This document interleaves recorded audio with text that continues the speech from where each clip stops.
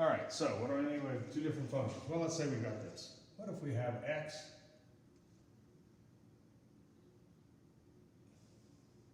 cosine of x? Those are two separate functions. I don't know how to deal with x and cosine of x. They're not one thing lumped together. Clearly two separate functions. And I look at this and I'm able to see that this one really lends itself to being the derivative of something, right? Because if we were to take the derivative, if we saw that by itself under an integral, we'd say, oh, that integrates to sine x. Derivative of sine is cosine. So we're going to let that piece be dv. And we're going to let this be u. Now, using this formula requires us to do the substitution thing, right? And what do we need? We have u dv. We need u, we need v, we need v, we need du, which means we need u, v, and du. We look at what we have over here. We say u is equal to x. Well, I can take the derivative of u with respect to x, and I get 1. That means du is equal to dx. So, I know u already. I now know du. I now need to come up with v. Well, where's v coming from? I said dv is equal to cosine x dx. So if I want v, I've got to integrate this. Integral of dv is v. Integral of cosine x is sine x. And I say, okay, I've got everything I need to apply that formula. That formula says that once you've identified what u, v, dv, and du are, then I have u times v, which is x sine x, minus the integral of v du.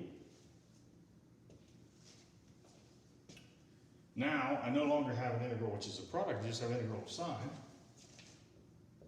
This part's not affected as I integrate over here, but the integral of sine is negative cosine. And what I end up with is x sine x plus cosine x. And of course, the obligatory plus c. But that's the way it works, okay? I need one simpler function to be something that as I take derivatives, it's going to get simpler still. X gets simpler, I take a derivative, it becomes 1, okay?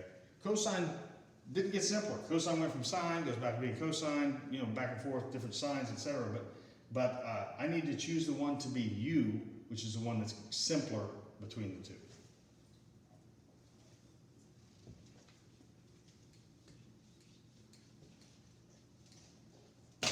Second example. Natural log of x dx.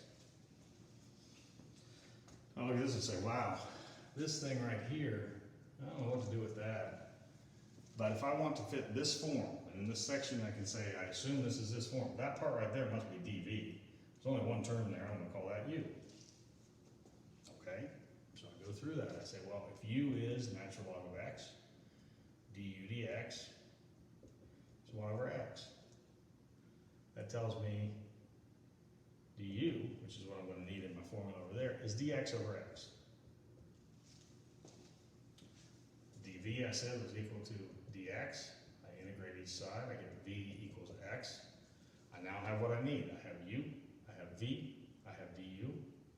So I come in here and I say, okay, uv, that's x natural log x, minus the integral of v, which is x, du, which is dx over x. Those cancel, I'm left with just dx, x natural log of x, integrate dx, I get x. So those are a couple applications of integration by parts. Usually what we end up with is we usually have one function that's simple, x, x squared, x cubed, something like that, that if we take a few derivatives is going to go away. And the other one is something that doesn't go away. Let me do this one. Let's say I had x squared e to the 3x dx. Okay, so here, say the simpler thing needs to be u. I'm calling that u. That means all of this right here is dv. Well, so if u is x squared, du dx is 2x, which means dx is, or du is 2x dx. Because over here I want to know what du is. So I got u and du taken care of. Now, I've got v. I said, well, dv is e to the 3x dx. I need to integrate that. Integrating dv is easy, that's v. Integrating e to the 3x.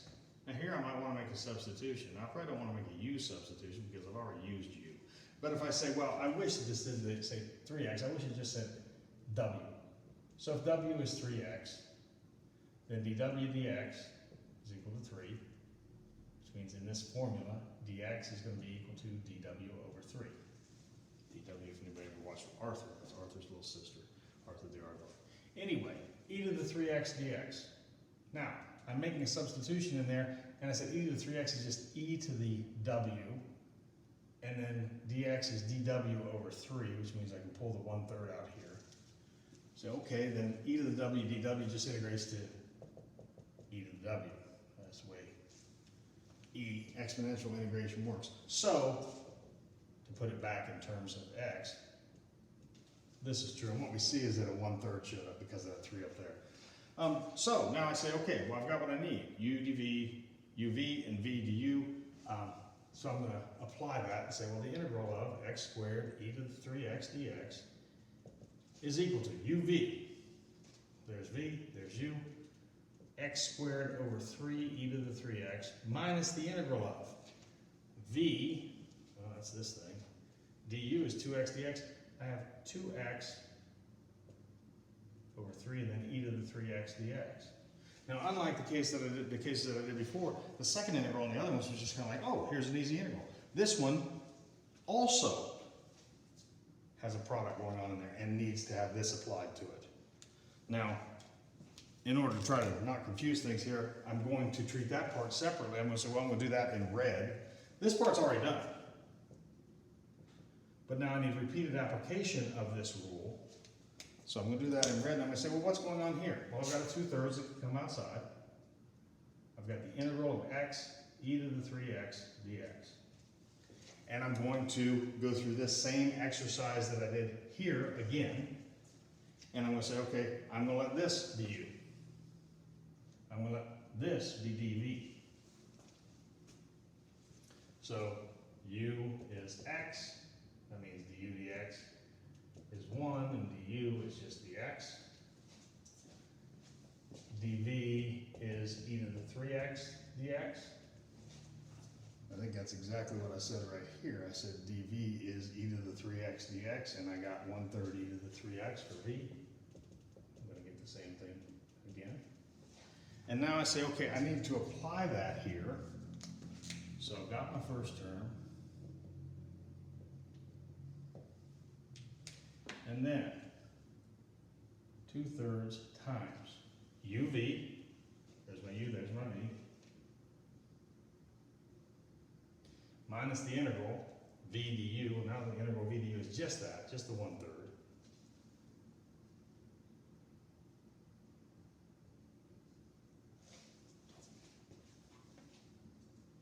At least that part doesn't have an integral. The other part has an integral. I got to deal with that. But it's not a particularly difficult integral to deal with. So I've got my first term.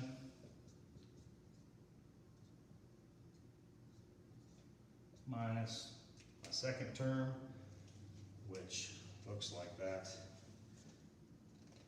I've got 2x e to the 3x over 9. And then if I distribute that minus 2/3 times this minus, I get a plus. And I'm going to pull blue in here to deal with this one separately. Distributing that minus sign makes a plus. Distributing that 2/3 makes this 2/9. All right, so I've got plus 2/9, and then that integral is e to the 3x dx. Which, by the way, I've already done that integral e to the 3x dx twice. That's the same integral that's right here. So that thing will become 1/3 e to the 3x. And ultimately I have x squared e to the 3x over 3 minus 2x e to the 3x over 9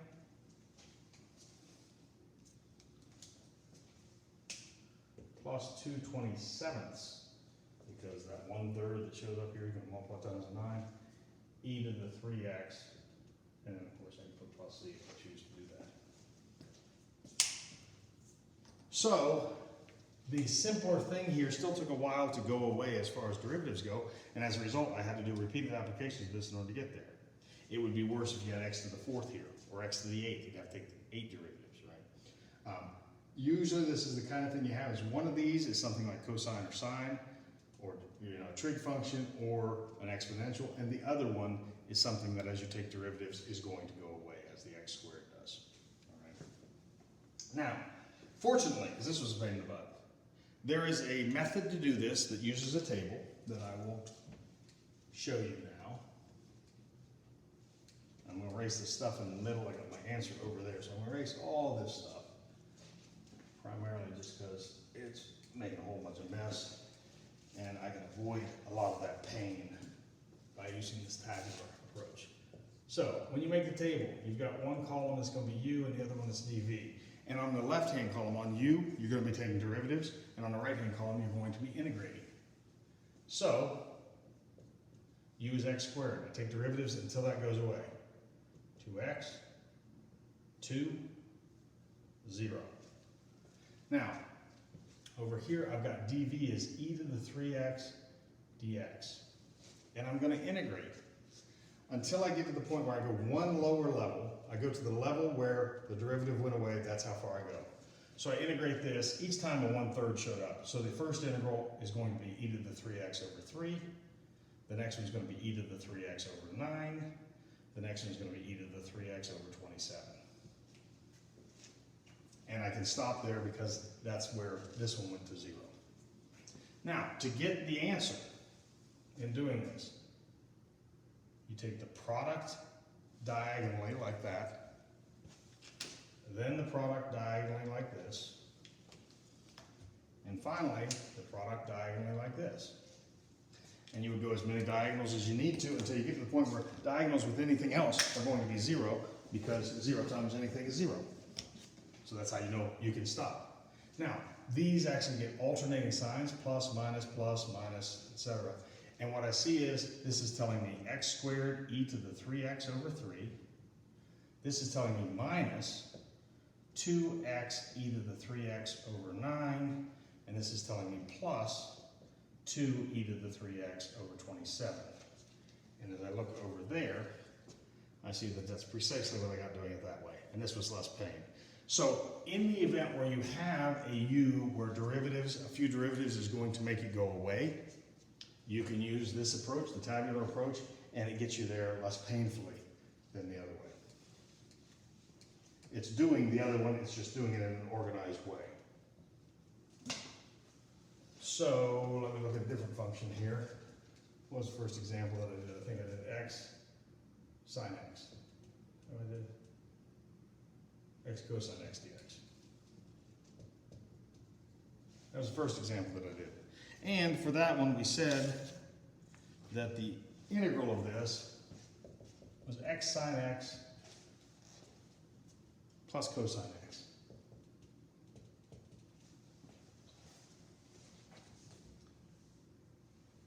And I'm going to use a tabular approach here instead of the way that I did it before. I'm going to say I've got u, I've got dv. U is x. First derivative is 1, next derivative is 0. dv is cosine x dx. So I'm going to integrate cosine x, get sine. Integrate sine, get negative cosine. I can stop there because I've reached this point. And then I look at my diagonals, and there's x sine x, which is right there. That gets a plus. Then I throw in a minus for this diagonal. Minus and minus gets a plus, and it's plus cosine x. So I can get it from the table. Again, I can't always use that table. In fact, the other one that I did, the natural log one, if you tried to put u equals natural log in here and start taking some derivatives, take derivative of that, you get 1 over x, which is x to the minus 1. Derivative of x to the minus 1, well, that would be minus x to the minus 2. Derivative of that would be 2x to the minus 3. Derivative of that would be minus 6x to the minus 4. And what you see is that the derivative is not going to go away. If the derivative does not go away, you cannot use the tabular approach. You have to do it the other way. Let me do one more example here. Let's say I have t, I don't know, there's t, x, secant x, tangent x, dx. Now this sort of looks like I've got a product of three functions, and I do, except that I can recognize here, this piece right here, that's all the derivative, or that's the derivative of secant x. So I recognize that part as being dv, and this as being u. I can make my table, say I've got an x, secant x, tangent x here. Derivative of that is 1, derivative of that is 0. Integral of this is secant. Integral of this, and if you look at the first page that I showed with the 22 formulas or whatever, one of them was secant x, and it said the integral of that is natural log of secant x plus tangent x. Now, I look these diagonals here, and I get a plus and a minus. That means this is going to be x secant x minus natural log of secant x plus tangent x.